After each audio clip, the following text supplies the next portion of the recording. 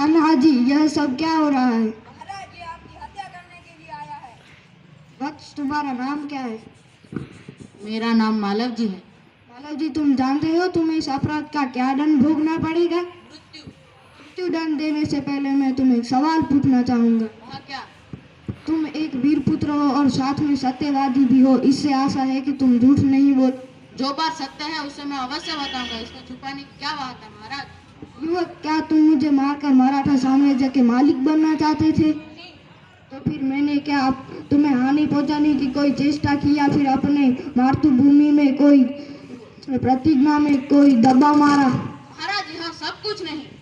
तो फिर तुम्हारे मन में क्या बात थी? यदि आप सुनना चाहते हैं तो सुनिए। मेरे पिताजी आपकी सेना में सैनिक थे। उन्होंने देश की रक्षा करने के लिए अपने प्राण भी गंवा दिए। उन्हें मरे हुए 2 वर्ष हुए हैं। हमारे घर में मैं और मेरी माता केवल 2 ही प्राणी रहते हैं।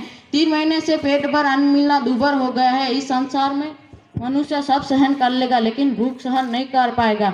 इसी विचार में बैठा था कि एक सैनिक मेरे पास आकर मुझे कहा कि यदि तुम शिवाजी का वध कर दोगे तो तुम्हें मैं धन दूंगा। इसी लालच में पड़कर मैं आपकी हत्या करने आ गया था महाराज। जब तुम्हें इतना ही कष्ट था तो तब तुम मेरे पास क्यों नहीं आए? मेरे आने की क्या आवश्यकता थी? जिस वीर सैनिक ने अपने देश की रक्षा करने के लिए अपने प्राण गंवा दिए, उसके परिवार की पालन पोषण की चिंता करना तो आपका ही कर्तव्य था ना महाराज? तानाजी, इस बालक को ले जाकर जेल खाने में बंद कर दो, कल इसे मृत्यु दंड दिया जाएगा। महाराज, मृत्यु दंड पाने से पहले मैं आपसे एक बात की भीख मांगता हूँ। वह क्या? मरने से पहले मैं मेरी माता के दर्शन करना चाहता हूँ। यदि तुम अपने माता के दर्शन करके नहीं लौटे तो? मैं एक वीर पुत्र हूँ, झूठ बोलकर मृत्यु दंड से बचना नहीं चाहता। मैं प्रतिज्ञा लेता हूँ कि जब मैं मेरी माता के दर्शन करके अवश्य वापस लौटूंगा महाराज। ठीक है, आओ, यही देखना है। ओह, इस बालक में तो वीरता कूट कूट कर भरी है, साथ ही यह अपनी माता का भी भक्त है। ऐसे बालक अपने माता पिता की लाज रखते हैं। तानाजी, तुम्हारी क्या राय है? महाराज, आप क्या कहते हैं? मैं तो इसकी वीरता और साहस पर मुग्ध हूँ। तानाजी, तुम जानते हो मैं इस बालक के साथ कैसा व्यवहार करूंगा? नहीं महाराज।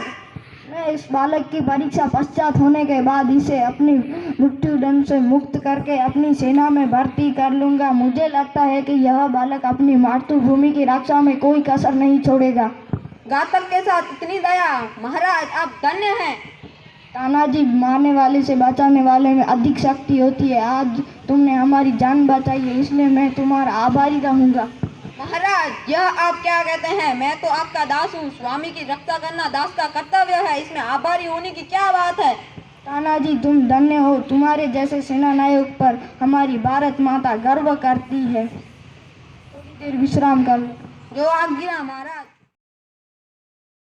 तानाजी, तुम कहाँ हो? जल्दी से यहाँ पर आओ। महाराज, मैं आपकी सेवा में प्रस्तुत हूँ। लेकिन महाराज, अभी तक वो बालक नहीं आया। वह बालक अभी तक तो आया नहीं, पर मेरे हृदय में उस बालक के लिए प्रेम उमड़ रहा है। जब से वह मेरी आंखों के सामने से गया है, तब से मैं उसी के ही बारे में सोच रहा हूँ। महाराज, ये तो उसकी वीरता और साहस का फल है। तुम सच कहते हो तानाजी, मैं उसकी वीरता पर मुग्ध हूँ। इतनी सी उम्र में इतना साहस! जिस वीर शिवाजी का नाम सुनकर पूरी सेना कांपती है, उसके सामने इतना साहस! महाराज, इसमें भी क्या कोई संदेह है?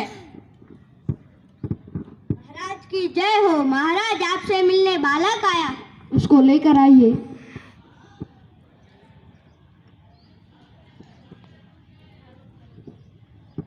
महाराज की जय हो। वीर पुत्र, तुम अपनी माता से मिलकर इतनी जल्दी लौट भी आए? महाराज, आपसे विदा होकर मैं घर पहुंचा। माता बड़ी देर से मेरी राह देख रही थी। देखते ही उसने मुझे छाती से लगा लिया। उस समय मैंने सोचा कि यह सारी बात मैं मेरी माता को बता देता हूँ, परंतु मेरी हिम्मत न पड़ी। अब मैं आपकी सेवा में उपस्थित हूँ, आप जो चाहे वह कर सकते हैं, परंतु आपसे मैं एक और बात की भीख मांगता हूँ। कहो, वह कौन सी बात है? मेरी माँ के देखरेख का समस्त भार आप अपने ऊपर ले लीजिए महाराज। तुम एक क्षत्रिय पुत्र हो और शिवाजी क्षत्रिय पुत्र का आदर करता है, ना कि हत्या। मैं तुम्हें मृत्यु दंड से मुक्त करता हूँ। अब तक मैं तुम्हारी परीक्षा ले रहा था और तुम उस परीक्षा में सफल हुए हो। मैं तुम्हें मृत्यु दंड से मुक्त कर अपनी सेना में भर्ती भी करता हूँ। आप धन्य हो महाराज, आप धन्य हो। जिस तरह से तुम अपने माता के दुख में दुखी हो रहे थे, उसी तरह मैं भी रात दिन यही सोचता रहता हूँ कि अपनी भारत माता के ऊपर से यह दुख कैसे दूर करूँ। महाराज, यह शरीर आपका है, आपने मुझे जीवन दान दिया है। मैं प्रतिज्ञा लेता हूँ कि जब तक इस शरीर में जान है तब तक मैं मातृभूमि की सेवा में पीछे नहीं लौटूंगा। वीर पुत्र, तुमसे यही आशा है। धन्य है।